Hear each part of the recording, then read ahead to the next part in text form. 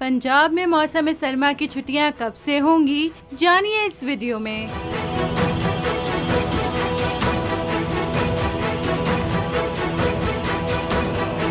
पंजाब हुकूमत ने स्कूलों और दीगर तालीमी इदारों में सर्दियों की छुट्टियों के हवाले से बाज़ाब्ता ऐलान करने की तैयारी शुरू कर दी है। गुज़िश्ता साल पंजाब भर में शदीद सर्दी के पेश नज़र दिसंबर में 2 हफ्ते की छुट्टियां दी गई थीं। ताहम स्मॉग और दर्जा हरारत 7 डिग्री तक गिरने के बाइस इन छुट्टियों को जनवरी तक बढ़ा दिया गया था। नाकाबिले बर्दाश्त सर्दी और हद्दे निगाह सिफर होने की वजह से मामूलाती जिंदगी मुतासिर हो गए थे और शहरियों को शदीद मुश्किलात का सामना था। ताहम इस साल भी सर्दियों की पेश नज़र 21 दिसंबर से 1 जनवरी तक छुट्टियां होने का इम्कान है। हतमी ऐलान मौसम की पेशगोई और मुताल्लिका इदारों से मुशावरत के बाद किया जाएगा।